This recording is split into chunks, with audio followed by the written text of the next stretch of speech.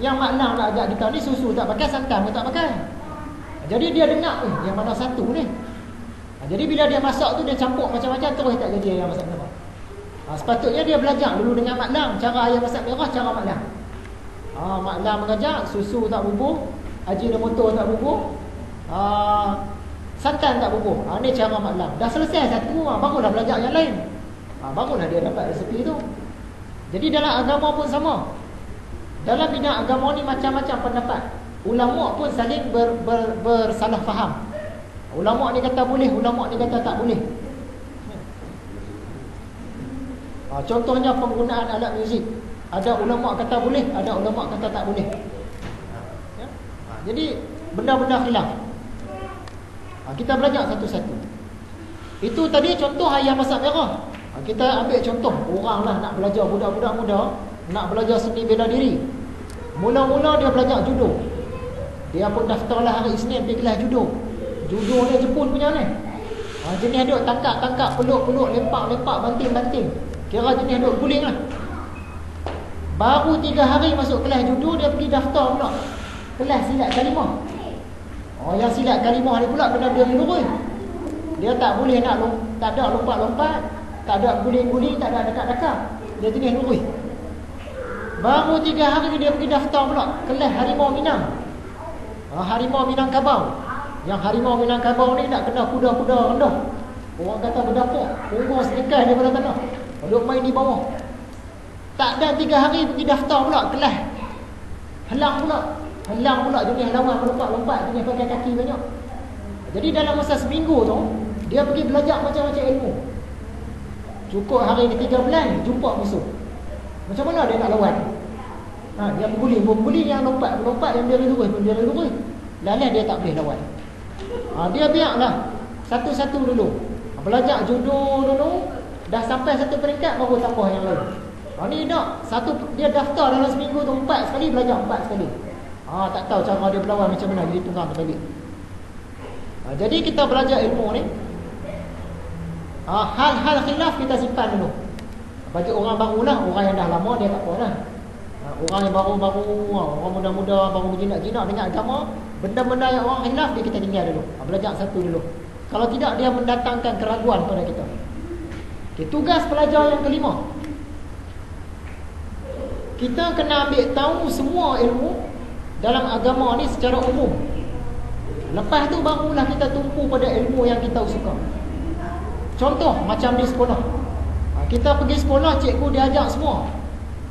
Ilmu kesihatan dia ajak, matematik ajak, geografi ajak, segala-segala macam-macam ilmu dia ajak. Tapi bukan kita nak mahir semua tu. Bila kita masuk universiti, dia dah kecil sikit lah. 2-3 ilmu yang dia ambil. Bila buat master dia kecil lagi. Bila buat PhD lagi kecil. Satu je kan? Tapi kita kena belajar semua ilmu dulu. Jadi dalam agama ni kena belajar semua dululah, yang ringkas. Contoh sembahyang pun belajar, zakat pun belajar, haji pun belajar. Macam di sekolah pondok lah kan. Kita masuk-masuk je, semua sekali dia bagi. Tapi semua yang asas-asas. Bila dia meningkat, baru Tok Guru tengok, dia ni nak pergi bidang mana ni. Dia ni bidang tasawuf. Barulah Tok Guru bagi dia kitab tasawuf besar. Macam tu lah. Jadi dalam bidang agama ni kena belajar semua. Tak boleh tiba-tiba kita datang, saya nak belajar ilmu hakikat, saya nak belajar ilmu makrifat, ilmu tinggi. Ilmu sembahyang tak lepas lagi. Ilmu hadis pun dia tak tahu, yang asas. Ilmu baca Quran pun merangkak lagi. Tiba-tiba nak belajar yang tinggi terus, dia akan datang kacau.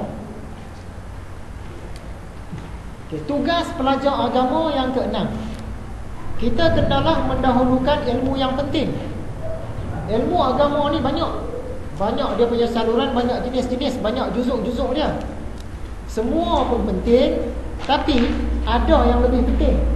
Kita kena tumpu yang lebih penting tu dulu. Sebab apa? Kita punya masa harian terhad.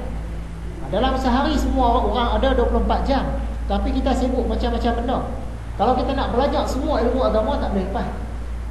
Nanti semua kita duduk bawah aja sebab nak belajar semua. Tak ada apa khususan.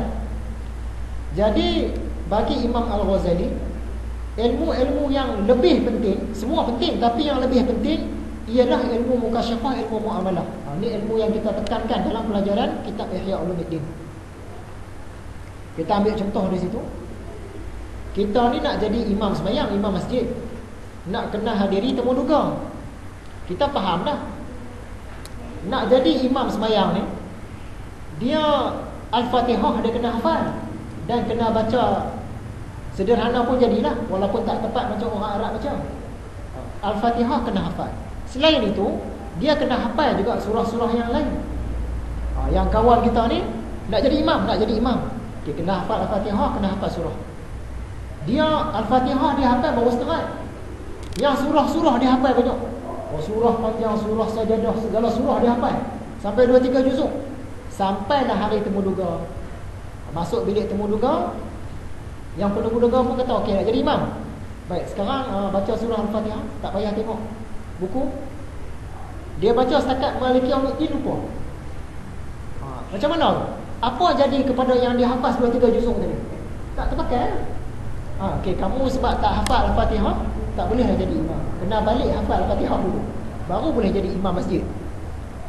Sebab apa? Dia tumpu pada ilmu yang penting saja. Padahal ilmu yang lebih penting dia tinggal. Yang lebih penting hafal Al-Fatihah. Surah-surah memanglah penting, tapi yang lebih penting Al-Fatihah. Jadi kena selesai yang tu dulu. Kalau yang tu tak selesai, yang lain ni tak terpakai. Macam itulah kita dengan ilmu-ilmu agama. Yang paling penting ilmu mukasyafah, ilmu muamalah yang kita duk belajar ni.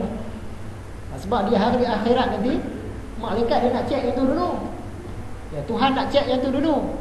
Kita pun berbaris lah. Contohlah, kita tak tahu keadaan di sana macam mana.